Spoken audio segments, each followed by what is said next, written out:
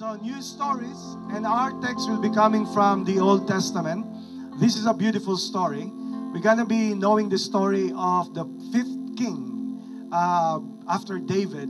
At ito yung pinaka-descendant niya. And then we're gonna learn about his life. And this is a beautiful story in the Old Testament. And we're gonna know here na meron siyang na-experience na for 10 years, they experienced peace. Okay, for 10 years, because we're talking all about number 10. So for 10 years, they experienced peace. And this is what I want to declare before you. The greatest wealth in the world is peace. Do you agree?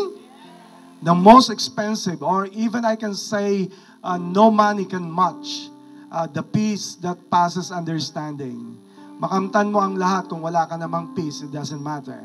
So today, we're gonna know about this guy on how he got a 10-year duration of peace. And I want to declare over you that you're going to have peace of the Lord in your life. Amen? So shall we read it from the verse? And here's the word of God. 2 Chronicles chapter 14, verse 1 to 7. And so his dad, his name is Abijah. So it says his word. When Abijah died, he was buried in the city of David. Then his son, what his name? What his name? Okay, his name is Asa. His son Asa became the next king. And there was peace in the land for 10 years. Asa did what was pleasing and good in the sight of the Lord his God. For he removed the foreign altars and the pagan shrines. He smashed the sacred pillars and cut down the Asherah poles. He commanded the people of Judah to seek the Lord, the God of their ancestors, and to obey his law and his commands, as Asa also removed the pagan shrines, as well as the incense altars from every one of Judah's towns. So Asa's kingdom enjoyed a period of peace. During those peaceful years, he was able to build up the fortified towns throughout Judah, and no one tried to make war against him at this time, for the Lord was giving him rest from his enemies. Asa told the people of Judah, "Let us build towns and fortify them with walls, towers, gates, and bars. And the land is still ours, because we sought the Lord our God." Can you say that words again? Because we sought the Lord our God, and He has given us peace on every side. So they went ahead with these projects and brought them to completion. Father, bless the word in Jesus' name. Amen and amen. You can now be seated. Amen and amen. Praise God. Amen. Amen. New stories. New stories is God authoring a new stories before you. And I'm excited for the next chapters of your life, especially when you have the Lord Jesus Christ rewrite the story of your life. Is there anyone here excited for what God is about to create and to make a new story for your life? For your family? Amen. Anyone here you can feel and you can sense it, that something is going on in my life and God is creating a new start and then a new story of your life. And just to tell you, God is not concerned of what is your life in the past. He's just aware and concerned of what your life can be starting this new chapter of your life. Amen? And in this story, of course, we are talking about new stories. You got to follow me as I tell these stories, because if you cannot get the story, you cannot apply it in your life. So please listen very carefully on how this story unfolded. So we have read a story about this word. His name is Asa. Okay, can you say the word? Asa. Okay, he's the fifth king. Okay, panglimang king after David. The first king was King David. All right? And you have to understand, sometimes, in order for you to understand the situation, why this was happening, you got to go back and backtrack everything that happened so that you can know what really happened and you can address what has been wrong. Right? So that's why, babalikan natin ang kwento before we're gonna go to Asa, we're gonna go back kanino siya nanggaling. Alright? Are you ready? Yes. Alright. So the first king that God has established, or God has ordained sa Jerusalem, his name was David. Anyone here knows David? King David? Yes. So King David was blessed. He was blessed. And he got a son. And his name was, na nagpalit sa kanya, if you know, anyone who knows? His name was Solomon. Okay? Solomon. And then after Solomon, Solomon got a son. And his name was Rehoboam. Okay? David. and then Solomon, and then Rehoboam. And then Rehoboam, ang nagpalit sa kanya, ito na yung guy, his name is Abijah. And then Abijah begat a son, and his name was Asa. Okay, follow me now. Listen to me very carefully, because if you follow the trail, if you follow something here, you can apply this in your life. And I guarantee you, today is an amazing day for you so that you can detect, discern, and see what has been passed to you over your life. And today, you will be able to cut it if it is not healthy over your family. This will be the start of a new day for you and your family. That whatever was been happening in your family since the past, today God has a power to start a new story of your life and of your family. Amen?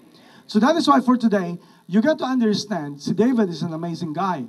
Tinawag siyang the man after God's own heart. But the thing is, there was a problem here that happened. 5 generations ang lumipas. 5 fathers at naging king ang lumipas. But somehow the land of Israel was in chaos and was in trouble. Okay, follow me now. They were blessed abundantly, financially. They were blessed physically. They were blessed in the kingdom or in the government that God has entrusted upon them.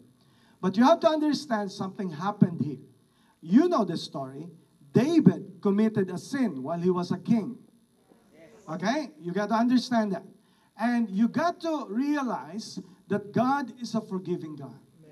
But if you don't admit, if you don't repent of your sin, you may be forgiven, but the consequences will still be there. Okay, so David he was a king. He was the first king ever in the land of Jerusalem. But he failed. He committed a mistake. Good thing, here's the thing. Good thing with David, he repented of his sins. Alam nyo ba, kahit anong pagkakamali nyo in the past, kung marunong ka magpakumbaba at humingi ng tawad sa Diyos, palaging bibigyan ka ng bagong simula ng Diyos. Can I declare to you today na walang kasalanan na hindi kayang patawarin ng Diyos? Ang kasalanan lang na hindi kayang patawarin ng Diyos ay yung kasalanan na ayaw mong tanggapin. Yung kasalanan na ayaw mong ibigay sa Diyos. Pero kahit anong kasalanan, kung hihingi mo ng tawad sa Panginoon, papatawarin ka niya. So pinatawad ng Panginoon si David, but then you have to realize, yung effect ng ginawa niyang pagkakamali, it affected his children. If you know the story, one of his children rebelled against him. Ang pinakamatinding kaaway ni David in his lifetime. Kaya it broke his heart. Kasi ang nagrebelde sa kanya ay yung isa niyang anak. And his name was Absalom. Praise God, si Solomon ay hindi sumunod sa apak ng brother niya. Si Solomon ay sumunod at naging great king. Take note, David sumunod kay Solomon. Solomon was the pinaka-wise. The wisest of everybody in the world at the time. Yun ang hiningi niya kay God na wisdom. Binigyan siya ng wisdom. But also, Solomon may build the temple, may build the kingdom, may build the city and the palaces, pero may isang hindi siya na-build, character niya. You know the story. Ang dami niyang asawa. Hindi lang 10. Hundreds. Paano kaya yun, Paano? Isipin mo, thousands. Iba pa yung concubines niya. Alright. So, pag may nabasa kayo sa Bible ng gano'n, hindi porket nalagay dun sa Bible ay gagayahin natin. Nilagay nga yung para maging lesson sa bawat isa. Alright? Okay, you get the story? Alright, so si David ay nagkamali, nagsisi siya ng kasalanan, but then naipasa ito. You can notice the pattern here. So si David at si Solomon ay naging good king, in a sense, good governance, good king, magaling siya magpatakbo, naipatayo niya yung kingdom, napatayo niya yung palace, napatayo niya yung temple, but one thing na hindi niya i-build, character niya. Alright? He failed in his character. So, dahil kay Solomon, and then naipasa niya to kay Abijah, yung anak niya. Yun ang sumunod na fourth king. So, si Abijah, ang ginawa niya ay dinipensa naman niya, ang na-establish naman niya yung military prowess, ang military defense ng bansa. Ang galing ni Abijah. So, because of that, napagtibay niya ang defense at kaya niyang pagtagumpayan lahat ng battles against the kingdom. Walang nagtagumpay sa kanya. Kahit yung naging katiwala ni Solomon, pangalan niya si Jeroboam. Si Jeroboam is hindi niya anak, pero naging magaling na servant. Pero nagkaroon ng rebellion, binangga ni Jeroboam yung parang pangalan pa ng anak ni Solomon, Ang pangalan niya ay Rehoboam. So na-divide ang bansa, si Rehoboam, ang kinuha niya ay Judah, at yung the rest of Israel ay kinuha ni Jeroboam. At yun ang naging battle niya hanggat inabot si Abijah. Ito si Abijah na bagawa niya yung defense, but then ang mali pa rin niya is this, na-build niya yung depensa, pero hindi niya naituro sa mga tao paano sumunod sa Diyos. Okay, are you following the story? Okay, so David failed. May mga pagkakataon na nagkamali siya. Solomon, ganun din. He built a temple, but he did not build himself. And then si Abijah is same, Rehoboam is same thing. And Abijah also did the same thing. But then all of those people, hear me out, all of these people, may mga portions sa buhay nila na hindi na-heal. And I will be talking to you about this since you are all the men here. Lift your hands, all men. Men, all right, boys, men. Kahit wala ka pang asawa, you're still a man, all right? Come on, lift your hands, okay? Okay, so I want to encourage you guys because the role of being a man is very crucial in life. Here's the thing. Anything that has not been healed in us will surely be passed on to the next generation. Are you following me now? Kung hindi mo man maipasa ngayon, and that is why I want to encourage all fathers in the house, all men in the house. You may not see it today, but it's so amazing and it's so good na nasa church ka ngayon na ikaw ay nagsumusunod sa Word of God because someday, pag nagkaanak ka o meron ka ng anak sa ngayon, magiging conscious ka na ayusin mo ang buhay mo is because this is not just about you. This is about your children. And praise God for those fathers. Come on. Praise God for those fathers. Praise God for those men who decided to follow the Lord. Hey, can I tell you here, walang perfect men here, walang perfect father here. But the good thing is, natagpuan nila sa kanilang buhay na there's a portion in their life na sila humingi ng tawad sa Diyos and they started to live a new life. Can I declare to you, if the men of this house, if the fathers of this house will start to seek the Lord, I'll tell you, anything that can be passed to your children can no longer be passed. Kasi pag hindi ka na-heal sa portion na yan, may papasa mo yan sa mga anak mo. And I know you love your children. We love our children. Pwede nating ipasa ang money, pwede nating ipasa ang name, pero I pray na ang best na maipasa mo sa mga children is yung good legacy mo na sumusunod sa Diyos. And to you single people, single men, mag-ingay. Single men, mag-ingay. Pag hindi kayo nag-ingay, hindi kayo madidinig. Ay, single pa pala siya. Alright. Come on, one more time. Single men, shout. Hey, come on. Louder, you can do better than that. Kasi para malaman ng mga single ladies, ay, single pa pala siya. Praise God. Pag-pray ka nga. Amen. Katabi ko pa, praise God. Amen. Anyway, so but the thing is, here's the thing. Hindi mo hintayin yung time kung kailan ka lang ikakasal at kailan ka lang naging tatay, saka ka lang maghahanap sa Diyos. Hindi mo rin hihintayin na lumalaki na yung anak mo at saka ka lang darating ang point na hanapin mo ang Diyos. Here's the thing, hanggat may pagkakataon ka sa ngayon, single ka pa man sa ngayon, hindi ka naglilingkod kay God for those things in the future, ngayon pa lang dahil nagsiserve ka kay God, aanihin mo yan someday, and you will pass on to your children what you have been blessed now, today, in Jesus' name. Come on, can we clap our hands? Amen. Now, here's the thing. That's why be thankful. Be thankful. Pag may parents kayo na nagsisik na kay God, I want to declare this to you.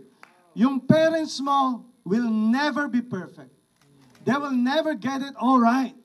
But the mere fact that they already seeking the Lord, the mere fact that they already following the Lord, the mere fact that they already worshiping the Lord, whatever happened in the past can be forgiven and you can start a new life and be thankful if you have parents, if you have a father, if you have a mother who's already seeking the Lord. Is there someone here thankful to your husband who's already seeking the Lord? Hey, can I just tell you this? They can never be perfect. Wag mong iisipin na porke nasa church sila, they will get it all right. The goal of the church is not perfection. The goal of the church is progress. Ang mahalaga, nagbabago. Here's the thing. Kaya nga pa may nagki-question sa inyo na bakit ka nag-church pero ang ugali mo ganyan pa rin. Ang sagot niyan is this, kaya nga ako nag-church kasi ang ugali ko ganito pa rin. Kasi pag hindi pa ako mag-church, wala na tayo. Sabog na tayo. But praise God, hindi ako perfect, may mga sabit pa rin ako, pero I make sure na nasa church ako pag Sunday kasi I know at least natuturuan ako and I'm already moving forward and I'm going into that direction. Amen? Pag may nag-question sa'yo na sinabihan ka, pa-church ka pa, ganyan ka naman. Hindi nga, kaya nga ako nag-church. Kasi alam ko, pag ang isang taong may sakit, the more nagpapa-check up. Kung questionin mo ako may sakit, it's alright. At least nagpapa-check up ako. Darating din ang time, makukuha ko rin yan in Jesus' name. But at least, I may not be perfect, but I'm going for progress. Amen? Amen. So here's the thing that would happen. 5 generations. 5 generations. David, Solomon, Rehoboam, Abijah. All of them, 4 generations. Many people, here's the thing. Listen, all of the people were affected by their decisions. When you're the leader of the house, when you're leader of your company, when you're leader anywhere else, wherever you go, all of your decision has an effect to the people you're leading. Right? So, it affected all the generations there. Oh, listen to me now because this is the message. All of them, inabot sila ng grabing hirap. Yes, they are well-to-do, but conflict abounded all those years. Walang tigil ang gera. Walang tigil ang conflict. Walang tigil ang death. Actually, millions have died because of things that they have missed. And here's the thing. Akala nila si David ay chosen. Akala nila ay si Solomon chosen. Napaka-wise na. Si Rehoboam is same. Si Abijah the same. Pero bakit all those times hindi nangyayari yung dapat mangyari? Umaasa lang sila. Okay? They are hoping for something to change. May I ask you a question? Is there something in your life that you're hoping that it will change? May kausap ba ako rito na you are praying that you're hoping for something to change? Someone? You're praying that something will change in your family. Something will change in your life. But why is it's not happening? And you have been waiting many years. Why is that ending? Why is it keep on going? Why it's keep on just doing the same thing? Why? Ladies and gentlemen, let me propose to you. Let me present to you what we're missing here.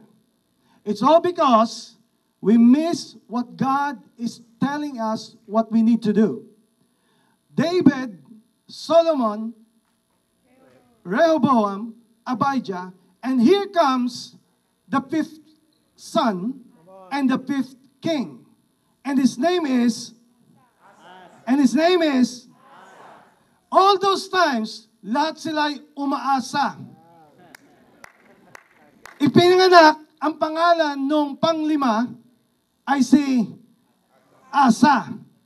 And I want to declare to you what a beautiful declaration for us that Asa is a name. Asa is a person. Here's the thing why you are not getting the hope or why your hope is not being fulfilled. Ladies and gentlemen, let me present to you. Hope is not just a virtue. Hope is not just a value. Hope is not just an emotion. There will always be hope. And this is the title of the message. There is always hope when hope becomes a person. I'll say that again. There is hope when hope becomes a person. Hope is not just a virtue. Hope is not just an emotion. Hope is not just a value. Hope becomes powerful when hope becomes a person. Hope can change people's lives when hope becomes a person. Things will change when hope is not just an idea, when hope becomes a person. What do I mean? Hope becomes powerful when hope is actually a literal person. What I'm trying to say here is this. Asa ay hindi name lang, hindi virtue. Asa is actual person. Here's the thing. Do you want to change your life? Yes. Do you want that your hope will become true? Magiging powerful ang hope sa buhay mo pag yung inaasahan mo ay hindi na lang inaasahan mo, kundi ikaw mismo ang naging source ng pag-asa. I hope you're following me now. There is hope when hope becomes a person. And this becomes a new story of stability in your life. The reason why your hope is not being fulfilled, kasi hanggang ngayon, may inaasahan ka na may mangyari. May inaasahan ka na may magbago. May inaasahan ka na tratuhin ka ng maigi. May inaasahan ka na maging maayos. Lahat ng inaasahan mo, lahat out of your control. It's all in the hands of people. It's all in the hands of situation and events. Can I declare to you the most powerful thing? Hope is powerful when that hope becomes a person. Si Asa ay hindi na idea. Si Asa na ngayon ang became the king, the fifth king. Nang sinabi niya, in my turf, in my kingdom, hindi nagawa ng mga forefathers ko. The moment I became a king, the first thing that he did is he seeked the Lord. Hinanap niya ang Diyos at siya naglingkod sa Diyos. And all of these things na ginawa niya in Jesus' name, yun ang nagbigay ng tunay na pag-asa sa tao, yun ang nagbigay na tunay na changes sa tao, yun ang nagbigay ng tunay na pag-asa sa tao, because hope now is not just an idea, but hope becomes a person. I hope somebody's getting here. What I'm trying to tell you guys is this, hindi lang may inaasahan ka, kundi ikaw na mismo yung pag-asa. What if I will challenge you today? The answer that you have been looking for is actually not out there. The answer is actually you. What if I were gonna tell you the answer to your prayers is not something? The answer to your prayers is actually you, someone, in the flesh. Pag ikaw na mismo nag-decide, kaysa may inaasahan ako na kaya magsimula sa akin ang pagbabago, sa akin na kaya magsimula ang pag-asa, at ang pangalan ko pa ay Asa. And that is why there is hope, and hope becomes a person. Amen? I want to declare over you in the name of Jesus, there will be a change that will happen in your life. Because right now, you now understand na hindi mo inilalagay ang hope mo sa situation na wala sa control mo. This time, sinasabi mo sa sarili mo, okay, wala man ako nakikita ang pagbabago, wala man ako nakikita mga bagay na na-develop sa buhay ko, but starting today, I rather start it in my life. Anong pwede kong baguhin sa sarili ko so that the hope is not just an idea, hope becomes a person. It's powerful when hope becomes you. What does it mean? Ikaw ang pag-asa. Ikaw ang pag-asa. Hey, can I declare over you today, the reason why you are missing this, because ang pag-asa ay tinatapon mo sa iba. Ang pag-asa nagiging powerful pag sinabi mo sa sarili mo, ako ang pag-asa sa tahanang ito. Ako ang pag-asa sa church na to. Ako ang pag-asa sa pamilyang ito. Ako ang pag-asa sa marriage na to. Ako ang pag-asa sa mga anak ko. Ako ang pag-asa ng leaders ko. When you do that, inilalagay mo ang hope mo hindi sa bagay na ina-expect mo. I hope you're getting what I'm trying to say here. There is hope. May hope na totoo pag ang hope na yan ay naging ikaw. Isn't it amazing? There is hope when hope becomes a person. Tingnan mo yung katabi mo. Sabi mo, you're the hope. Okay. Ikaw ang pag-asa. Amen? So paano ginawa ni Asa? Alright? Paano ginawa ni Asa? And here's the thing that's so beautiful. Okay? Listen to me now. It just takes one person in a family to change everything. I say that again. You miss it.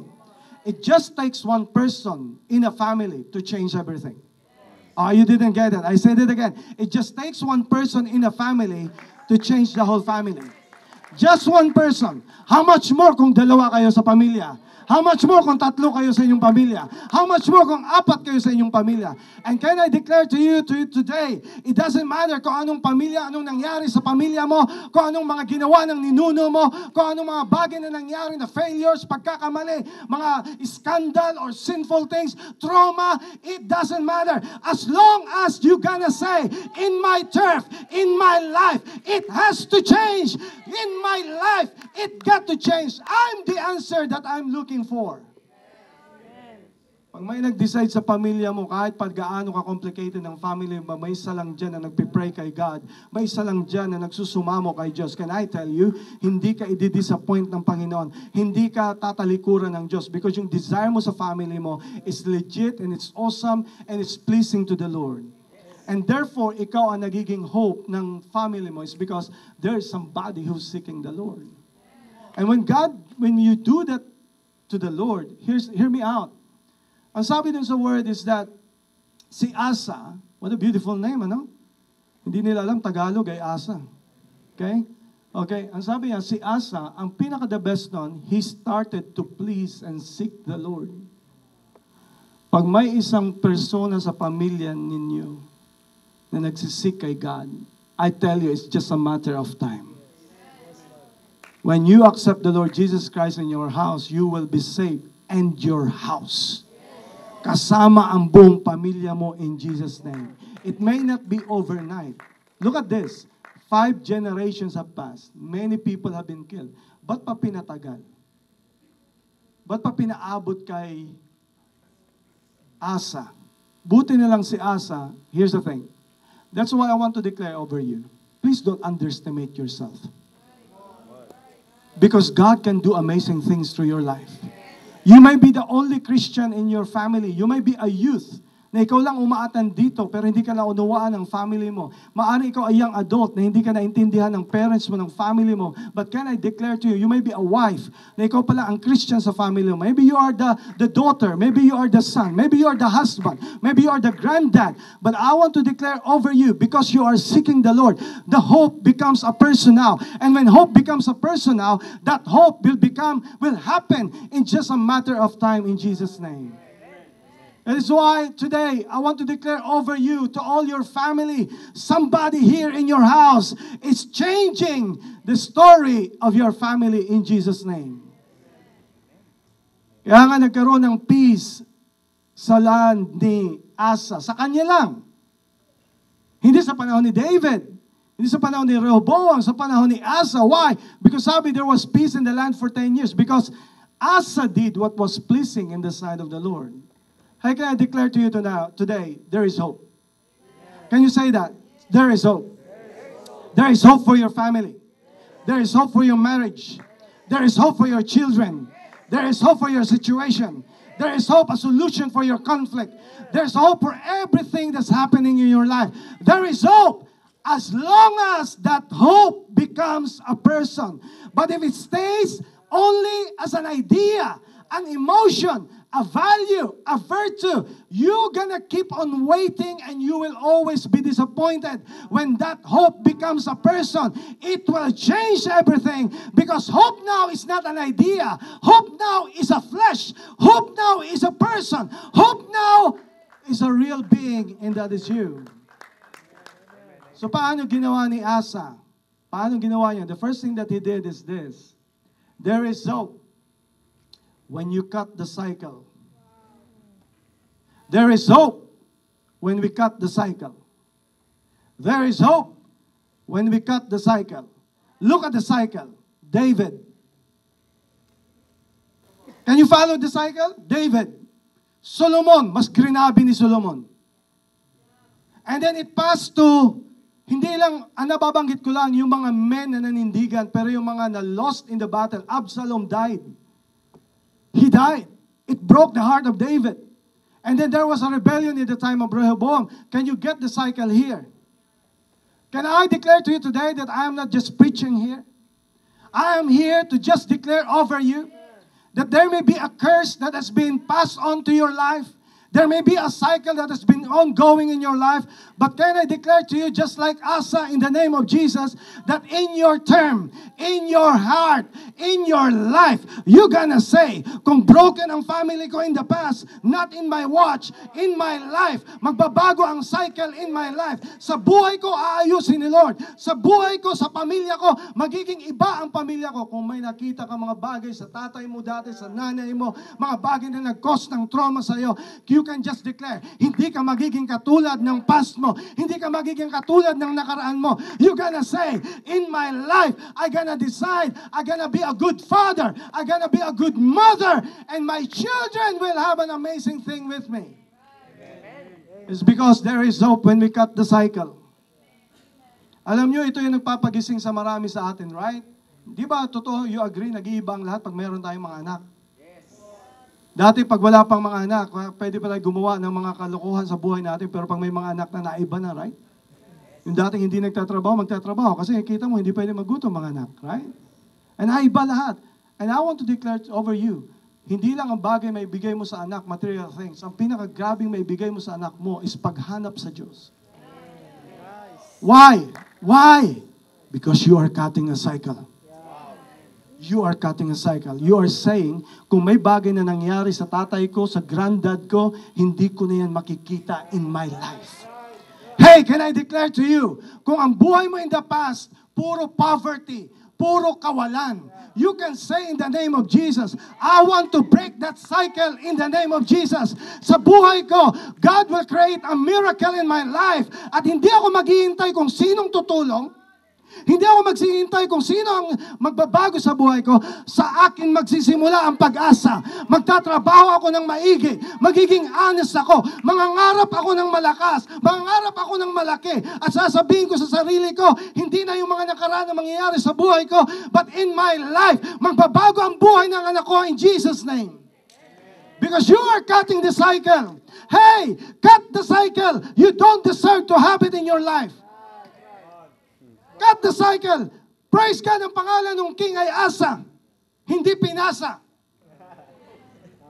Can I declare to you today, hindi ko sasabihin ay kinalakihan mo, ay tatanggapin mo lang. Hindi ko sabihin na yung trauma na pinasa sa'yo, ay sabihin mo, hindi, dito na ako lumaki, ganito na to. No! You can break that cycle in the name of Jesus. Whatever, can I declare to you, may mga tao na nagsalita sa pamilya mo, may mga tao na nagsalita sa tatay mo, sa nanay mo, sa buhay mo na sinasabi, hindi na kayo magbabago, hindi na kayo magiging ganyan. Hey, walang sino man ang may right sa mundong ito na mag-determine sa buhay mo. You have the power of the Lord in your life, and you're gonna say, hey, it's gonna change in my life. I'm gonna break the cycle here. Hindi porket nakita mo sa tatay mo, ay ganun ka na rin. Hindi porke nakita mo sa nanay mo, ay ganun ka na rin. Hindi porke nakita mo sa mga uncles mo, sabi mo, hindi, ganito talagang lahi namin eh. No, you can break it. I am breaking something here. The power of the Holy Spirit is breaking something here. Kung minsan mayroon pa tayong mga traditions, superstitions na hinahawakan natin. May mga kaisipan pa tayo na middle child ka. Sino naka-invento niyan? Sino nagsabi na porke middle child ay problem child? What if I will tell you na yun ay concept ng tao na porke may mga nangyaring middle child ay lalahatin na lahat ng mundo? Hey, middle child people, hindi ikaw ang black sheep, hindi ikaw ang problem sa pamilya mo. Huwag mong tatanggapin ang sinabi ng mundo sa'yo. You can say, hey, I'm a middle child because I'm the center of this family. Come on, somebody. I'm a middle child because the blessing of the Lord will start in the middle. I'm not the source of the problem. I will become a source of the blessing. Sino ba nakaisip na porke middle child ay problem child? Kaya yung iba ayaw na tuloy mga anak ng pangatlo. Kaya ginawang 4. Para walang middle child. But I want to declare over you, sino ba naglagay sa'yo na black sheep ka? Sino nakaisip na may sheep na black? Just because kinonceptualize ng mundo, ng psychology, or whoever, kung sino man yan, it doesn't mean na yan ang magde-define sa buhay mo. Hey, you are not defined by the labels of this world. You are not defined by what people are calling you, what you're gonna be. Can I remind you today, you are a child of God, you are anointed by God, you are chosen by God, you are favored by God, you are blessed by God, you are a daughter, you are a son of God in Jesus' name. Huwag mong sasabihin na porket nakaraan ng pamilya mo ay ganyan ka na rin. Sabihin mo sa in your life, yes, maaaring aminin ko, yes, ganyan ang lolo ko. Ganyan ang tatay ko. Pero ibahin mo ako. Hindi ko hahayaan na kung anong pinasa, ay yun lang ang kukunin ko. Hindi ako narito just because pinasa ni David. Hindi ako narito dahil pinasa lang ni Solomon. Hindi ako narito dahil pinasa lang ni Rehoboam. Hindi ako narito dahil pinasa lang ni Abijah. May decision ako. I have a decision to make what my life is by the power of the Lord. And right now, today, come on, break the cycle of trauma in your family. Break the cycle of addiction in your family. Break the cycle of brokenness in your family. Break the cycle of poverty in your family. Break anything in your family. When somebody will just say, hindi ako nakatayo rito dahil may pinasa lang sa akin. Narito ako dahil ako ang pag-asa. Kasi kung walang magsasabi ng ganyan sa family, walang magbabago ni isa man. Pero kung may kahit isa lang, nasasabihin mo, hindi ko man makita lahat, pero ako ang pag-asa. And can I declare today, ikaw ang pag-asa, hindi paasa. I say that again. Nag-iiba ang mundo pag ikaw ang pag-asa, hindi paasa. Sabi ni Asa. And I declare today, iba yung may pag-asa, at ikaw yung pag-asa, iba yung ikaw ay paasa. Kaya hindi nagbabago ang mundo is because, alam niyo kung bakit? We are too much entitled. Para bang everybody needs an explanation. They owe an explanation. Everybody owe an apology to you. Everybody should help you. What if nobody will help you? That's why can I declare to you, kung humingi ka ng tulong at hindi ka tinulungan, pwede ba huwag kang sumama ng loob doon sa hiningin mo ng tulong? Because they are not obligated to help you all the time. Kung humingi ka ng tulong, request lang yon. Kung hindi nila kaya, hindi inayawan ka, huwag sasama ang loob. It's because nobody is entitled to always help you. Hey, can I remind you today, nobody should hold hostage of your dreams in your life.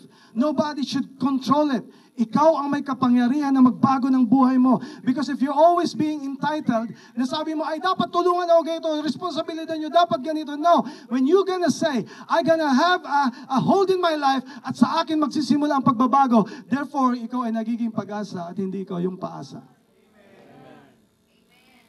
Amen. Ba't humina ang amen? Ikaw ang pag-asa. Ikaw ang pag-asa. Hindi ikaw ang paasa. Everybody here can be responsible to their life. And because we are the children of God, meron tayong responsibility to change our life. And that is why, today, I want to declare to you, there is hope when you break the cycle. And I just can sense in the spirit na narito ka, hindi accident, hindi coincidence na narito ka. Maybe there is something in your life, na maybe there's a cycle that is going on. And by the power of the Lord, you got to do what needs to be done. How? By seeking the Lord.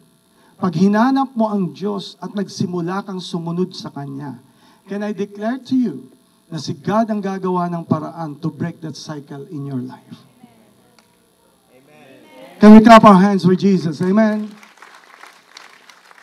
There is hope when we break or cut the cycle. But the second thing may ginawa si Asa na hindi ito popular sa ngayon. Yung ginawa niya is something radical. And if you will do this, I can guarantee you as what the Bible says, totally magbabago ang buhay mo. Ano yung second? Tingnan mo yung verse. Can you read it for me, please? He removed the foreign altars and the pagan shrines, smashed the sacred pillars, and cut down the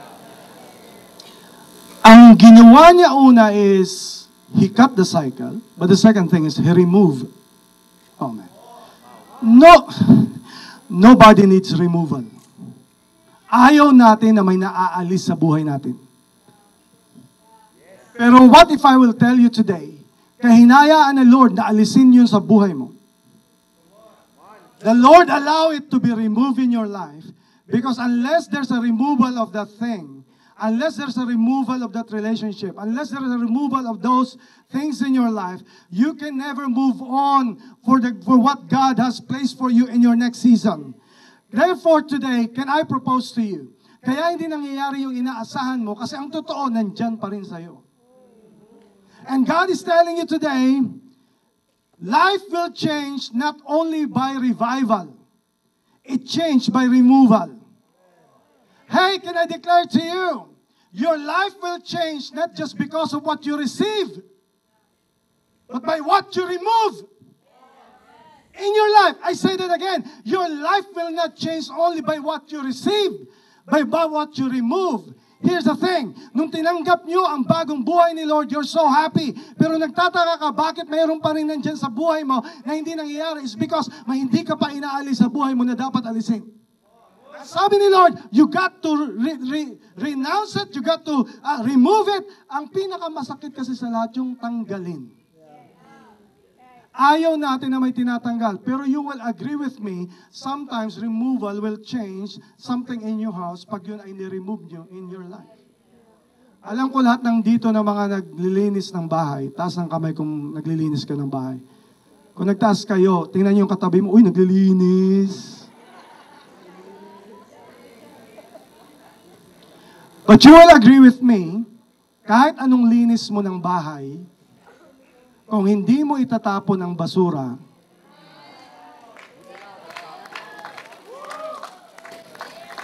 sabi ng mga lalaki, yes, trabaho ka yan, magtapon ng basura.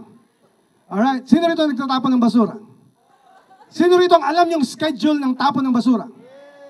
Sino rito ang Monday? Monday kami. Sino rito ang Tuesday? Alam nyo, di ba?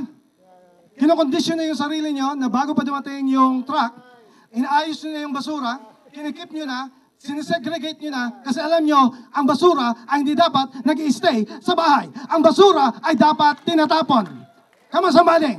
Bakit? Pag hindi mo ni-remove, mangangamoy ang bahay. Can I declare to you na hindi lang mga basura, na mga papel, na mga waste ang dapat itapon palabas sa bahay. Dapat tanggalin ang basura ng negativity, basura ng gossip, basura ng mga pinag-uusapan ng buhay na may buhay. Dapat itapon ang negativity, ang bitterness, ang hate. Mga basura yan in the name of Jesus. At hindi yan dapat ilagay at i-keep sa bahay. Because when you do that, you're inviting the curse. And that is why the second thing that you need to do is don't just break the cycle or cut the cycle, but cut off the curse. There is hope when we cut off the curse. Kasi hindi lang cycle nagiging curse. What's the point of bringing, nandun pa rin yung basura? Sabi mo, pas, katatapon ko lang. Hindi yung tinutukoy ko. Ang tinutukoy ko ay yung mga basura na hindi kayang i-equate sa mata, hindi mo nakikita, pero alam mo, basura sa soul, basura sa puso, basura sa mind. That's why I'm so thankful to the Lord. When God has changed your life, the first thing na na-determine mo, alam mo na ang mga hindi pwede sa bahay mo, hindi na pwede sa buhay mo, because you are saying, this is just but a waste, and I have to remove this. Ladies and gentlemen, your life, your peace will only change, not just because of what you receive, but because of what you remove. Hindi lang bagay, pati mga tao. I'm not saying na ang tao ay basura. No, I'm not saying that. But what I'm saying is, sometimes God allow it to happen because you gonna go to the next season of your life, and somehow nasaktan ka, somehow you feel rejected, somehow there are people na di mo maintindihan why this happened. But can I just remind you, what if God is allowing those people in your life to be removed so that there will be no more curse in your life? God is removing some associations in your life, some relationship in your life. Because sabi ni Lord, you don't deserve to be always toxic. You don't deserve to be always unhappy. You don't deserve to be always brokenhearted. You can decide in your life to make a decision in your life. Bago na ang buhay mo in Jesus' name. Pero ayaw kasi natin i-remove. Here's the thing. Paano ka bibigyan ng bago kung hindi mo tatanggalin yung... And that is why, hanggang nandyan yan sa'yo, there's a cursing in your life. That is why, sa bahay natin, hey, can I encourage everybody? Don't keep any cursed thing in your house. Whatever that is. Whatever that is. You got to have a heart in your life to discern, hindi na to bagay ito sa tahanan ko. Ano sabi ng verse? Ang pinagtatanggal ni Asa na hindi nagawa ni David papunta kay Abijah ay tanggalin yung mga pagan shrines. Yes. Yung mga pagan shrines, yung May tinawag pa dito, Asherah poles. Ano ba yung poles na yon? Sinasamba nila yon. Ang sabi ni Asa, kahit anong asa natin, kung hanggat nandyan yan sa buhay natin, hindi magbabago ang buhay natin kahit anong gawin pa natin. Kasi kailangan tanggalin niya sa buhay ko, sa buhay natin, so that dumalo yung tunay na pagpapala at pagbabago ng Diyos. Ano yung Asherah poles? Ang Asherah poles, this is an amazing trivia you will know. Ang Asherah poles, in those times, ang tagal ng panahon, ang Asherah poles is worship of who they called Mother of God.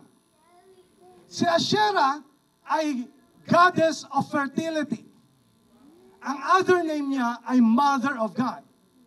At nagsasamba doon ang mga tao, nang sabi ni Asa, now I get it, bakit ang curse tuloy-tuloy? It's because hindi pa natin inaalis tong bagay na to. Nagkaroon sila ng peace the moment tinanggal nila itong mga pagan shrines, yung mga foreign idols, at itong Asherah poles. Hey, can I just be open to you today by the power of Jesus Christ? God wants to bless you. God wants to cut off the curse in your life. But unless you cut it off from your life, they have a hold on you, and they have a stronghold in you. But the moment you take it off, the moment you throw the garbage away, hindi na mangangamoy sa loob ng bahay. Wala nang pwedeng itapon ang kaaway sa iyo. It's because wala na silang stronghold, and you are saying to the Lord, I have removed it in my life. Amen. At kung lokohin kayo ng diablo na sabihin niya, yan ganyan ang dati ang buhay mo, sabihin mo, memory mo lang yan. Pero in the present, wala na yan sa buhay ko. Pwede mo ako i-accuse ng guilt, shame, and everything, pero hindi na yan tatalab sa akin. Why? Because I already broken the cycle and I already cut off the curse in my life. Ladies and gentlemen, I want to declare over to you and to your family, break that cycle, that curse of generational curse.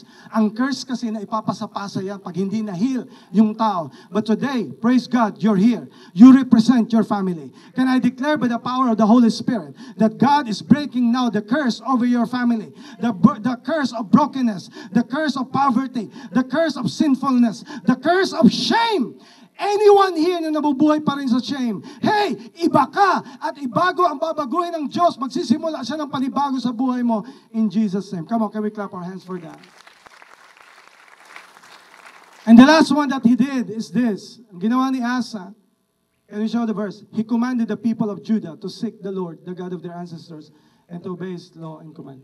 Ito yung hindi nagawa ni David ng the rest ng 4 na kings. May napansin kayo, ito lang ang nagawa ni Asa. Pinasa niya yung pag-asa niya.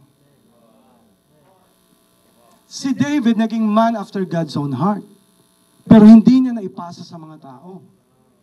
Si Solomon naging wisest man on earth. Na-build niya yung temple, pero may na-miss siya. Hindi niya naipasa. Hindi niya naituro kay Rehoboam, hindi niya naituro sa mga tao. Same with Rehoboam and Abijah, same. Na-build nila yung military defense, and yet, hindi niya naipasa sa tao. Ang pinaka-the best na legacy na magagawa mo to create a new story. Do you want to know? Do you want to know? Yes. Do you want to know the most beautiful story in the world? Yes. It is when your story changes someone else's story. For the good. For the good. Just amazing. We have celebrated all people who are new to church. Can we clap our hands? Isn't it amazing that because they have the Lord in their life, it changed the whole thing. At hindi lang kinip nila yung blessing, but naipasa nila sa kanilang mga pamilya, naipasa nila sa kanilang mga kaibigan. What a beautiful story. Come on, can we clap our hands? Rigel, stand up. Rigel is a new story. Palaging umaattend sa church, walang pumapansin. Palagi siyang umaasa. Walang pag-asa. Pag nilagay mong pag-asa mo sa ibang tao, pag hindi nangyari, aayaw ka na. Praise God, si Rigel, kahit walang pumapansin sa kanya, ewan ko, gwapo naman, ba't walang pumansin? But the thing is, dahil siya ay nagdesisyon na kung walang aabot sa akin, kung walang mag-reach out sa akin, so what? Mag-i-stay pa rin ako because andito naman ako, hindi para sa mga tao, kundi para kay Lord. He stayed. He served the Lord. And because he did that, yung pala may role na gagawin siya. Kasi darating ang panahon, siya magiging leader ng hosting team at siya ngayon mag-welcome sa mga tao. It's because a story can change someone's story. And here comes Rigel. And then Rigel, ang una niyang ginawa, balikan ko yung mga kainuman ko na palaging hindi na kami nag-uuwian. Alam niyo, ang pinakamasaya nung inabot niya, ay inabot niya si Ambert, tayo guys. Tayo bro. And then inabot niya si Ambert because pinasin niya ang pag-asa na meron siya. What if kung si Rigel ay kinip na lang niya, nagsiserve siya dito sa church, na-build niya yung ministry, maayos yung ministry. He's awesome! But is it in the kingdom of God? Hindi. Maganda lang ang tingin sa church. Pero kung hindi niya naabot yung mga tao sa buhay niya, it doesn't matter. Praise God, ang una niyang ginawa. Pinasa niya ang story niya kay Ambert. Aba, tumigil na rin sa pag-inom. Alright, sabi niya, praise God. Sabi niya, makapunta nga sa church na yan. Nung una, parang ayaw pa ni Ambert kasi ang dami niyang tanong. But praise God, when Jesus Christ come into your side, sabi niya, nagbabago ako. Sabi ni Ambert, hindi lang ako magsiserve. Hindi lang ako magiging nasa church. Kailangan puntahan ko yung mga kaibigan ko na dating kainuman ko rin. Hinanap niya si Glenn. Asan si Glenn? Glenn, tayo ka Glenn. Nasaan ka? Amen. Labas ka rito. Labas ka. You're not meant in a corner. You're meant in the center. You're not a middle child. You're in the middle of the blessing of the Lord. Okay. So si Glenn, just imagine itong tatlong ito magkakasama mag-inuman 3 days. Walang uwian. Binago sila ni Lord. Alam mo ang number 1 na naging masaya? Yung mga asawa nila. Ay, sorry, wala ka pang asawa. Right. Sino number 1 na naging masaya? Si Jonah is because praise God! Tumino ng asawa ko. Sino naging masaya kay Ambert? Yung asawa niya. Praise God. Amazing what God has done. And praise God. Oh, ngayon, wala ka pang asawa. Amen. I declare, magkakaroon ka na in Jesus' name. Amen. Hindi lang paasa, kundi pag-asa. Amen. Amen. But si Glenn, sabi niya, hindi lang ako magsiserve sa church. Hindi lang ako mag-build ng ministry. Hindi ko lang ito gagawin. Aabutin niya. Amazing. You know what God has done? Sino pa yung mga men na influence yung brother mo? Sino yung mga brother mo dito? Or si Kevin. Kevin, tayo ka Kevin. Alright. So just amazing. Paano ito nag-connect and then amazing si Kevin ngayon. Kasama pa yung kanyang family. Come on, yung mga family. Tayo nga kayo, buong family ng... Come on, yung buong family. Hey, tayo kayo. Yung girlfriend, tumayo. Yan. Kasi, yung boyfriend. Tayo. Okay, come on, amazing. And ladies and gentlemen, itong tinuturo ko sa inyo is just last year and then this year. What God has done. Kasama kayo, ma'am. Kasama kayong pamilya. Mga Enriquez family. Yung mga, lahat kayo. Tayo kayo lahat. Amen. That's amazing. Amen. Hindi lang yung kapamilya, kaibigan. Sino yung mga na-invite dito? Amazing. Look what God has done. Hey, tayo ka bro. You belong even before you believe, bro. The moment tumungtong ka sa church na to, kapamilya ka na, kahit di ka pa naniniwala. Amen. But the thing is, the last thing that there is hope is when you change the story of your life. And the most beautiful story in the world is not just my story. Here's the thing. Kaya boring ang buhay mo. Kaya nasa cycle ka lang ng palagi ng happy, sad. Kasi ang totoo, there's something missing in your life.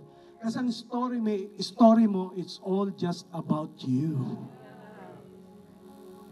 Happiness mo, brokenness mo, blessing mo, frustration. Kahit ano, ilagay mo ang angle, puro ikaw. And I propose to you what's something amazing about this. Your story will change when your story will affect somebody else's story. Na doon sa story na yon, may part na yung buhay nyo, amazing, inabot si Glenn, ngayon ay si King. Si King naman ay inaabot lahat ng mga pwede niyang abutin, pamilya niya, kamag-anak niya. It's a flow of story. Why? Because the most beautiful story is when hope becomes a person. Hope is not an idea. Hope is not a feeling. Hope is not a virtue. Hope is not a value. Hope is a person. Naging pag-asa si Rigel ni Ambert. Si Ambert naging pag-asa ni Glenn. Si Glenn naging pag-asa ni King and so forth at lahat kayo binago ng Diyos. Hey, can I tell you today, you're here not because of accident. You're here not because of coincidence. God is breaking something here today. He's breaking a cycle. Ano man yang chain, ano man yang nakatanikala sa'yo, by the power of the Holy Spirit, by the power of the blood of Christ, today, it's gonna fall off to the ground and it will be cut off from your family. Kahit pa wala pa dito yung buong pamilya mo, as long as nandito ka ngayon, you represent your family. You are the hope. You are the answer. You are the solution that you have been waiting for all of your life. And I pray that today, God is about to change the script and the story of your life. I pray that today, nasasabihin mo, Lord, nasaan yung sagot? Ayun, alam mo na. Sabi ni Lord, kasi hanap ka ng sagot sa palibot mo, sa taas mo. Ang sagot ay,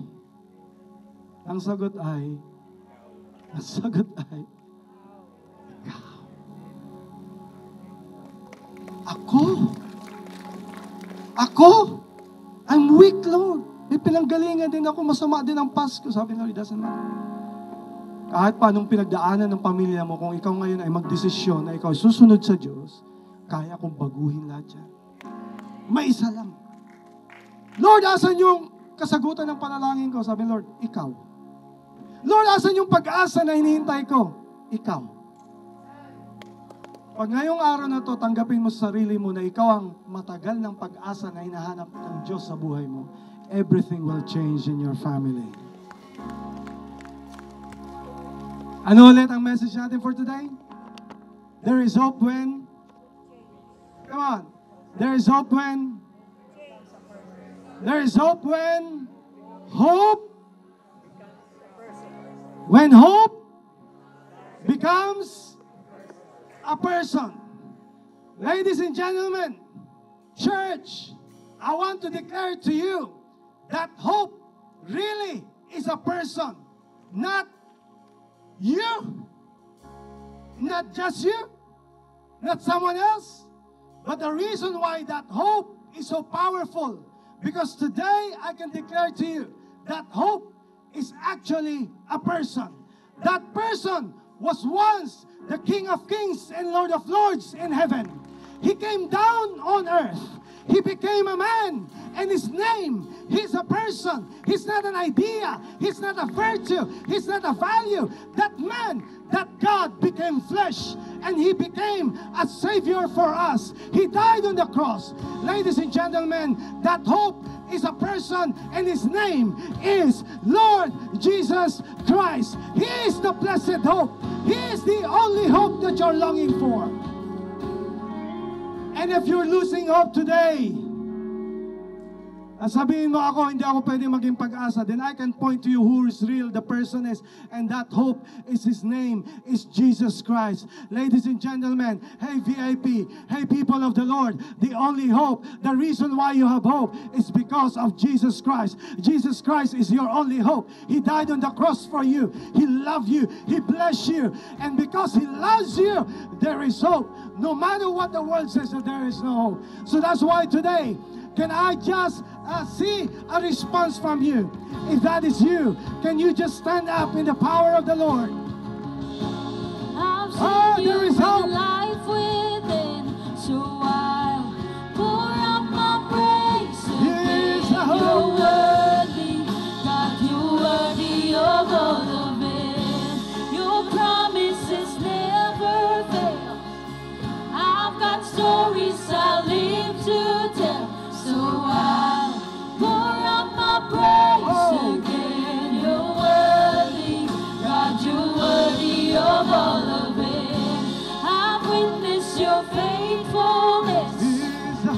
I've seen you bring life within. So I pour out my praise again. You're worthy, God, you're worthy of all of it. Close your eyes, no one's looking around. I know God is about to release you today. God is about to break a cycle in your family today. God is about to break any curse today. Jesus can break any cycle. Jesus can break any curse. Jesus can rewrite the story of your life. Will you allow Him to do it in your life? Meron ba dito in our church, in our family, or wherever you are, maybe you're a new person here in the church. Do you know something in your family that needs to be broken? Dinadama mo may nangyari na ipasa sa'yo. If that's you, today is your day. God is He's a chain breaker. He's gonna break it today by the power of the Lord. If your family has been broken in the past, God says, no more. In you, I'm gonna start a new thing in your life. If your life has been miserable for the past life, I pray that God is about to start a new life in you. Hey, kung may gusto kang ipabasag, may gusto kang ipaputol sa Diyos na cycle sa pamilya mo, if that's you, can you lift your hands? Oh, many hands here. Oh, in Jesus' name. Oh, I pray that today, by the power of the Lord, God is about to break the cycle, the curse in your life. Hey, can I invite you to don't just stay here up there.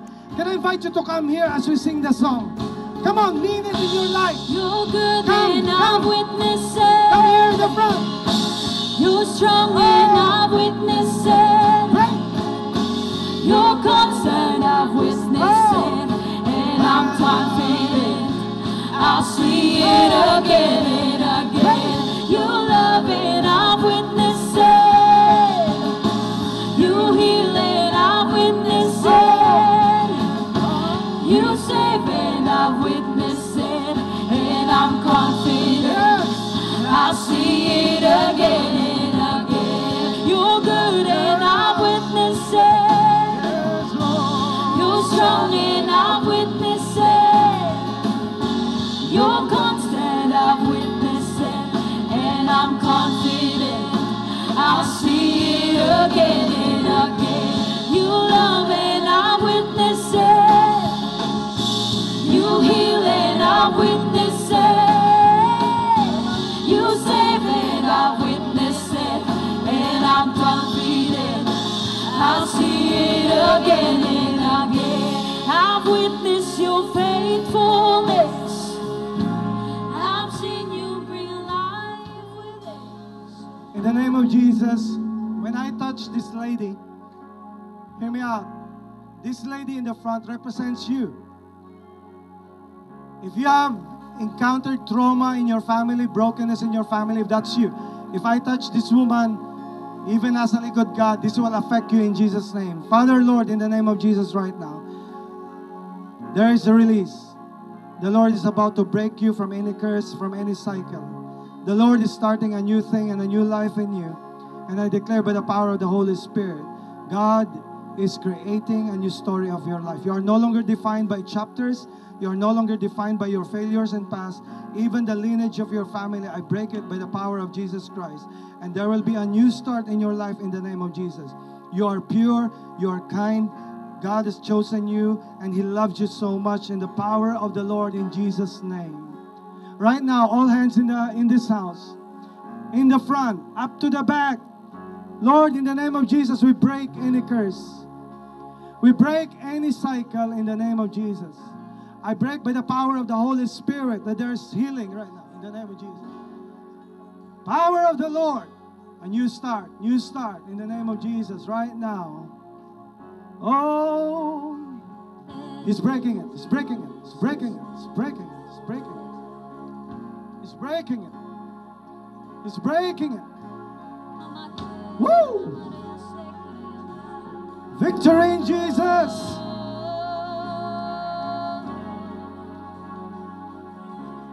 Sa aming mga bisita, if nandito ka, baring ang iba nandito na sa harap, but if still you're there, Jesus is the cycle breaker. Jesus is the chain breaker. If you accept Him in your heart, He can save you. He can give you a new life. If that is you, I open this invitation to you. You can still join us to come here and give your life to Jesus. So I'm gonna pray right now. I'm gonna pray 2 prayers. First prayer is for all our visitors, our guests. I'm gonna pray and you follow me in this prayer. Here's a prayer. Lord, salamat po na minahal mo ako kahit ako'y makasalanan. Sa araw na to, binubuksan ko ang aking puso at tinatanggap kita bilang aking Panginoon at tagapagligtas. Maraming salamat, Panginoon, sa iyong biyaya, sa bagong simula, at sa kaligtasan na binigay mo sa akin. Sa pangalan ni Jesus. Amen. Come on, can we clap our hands for these people?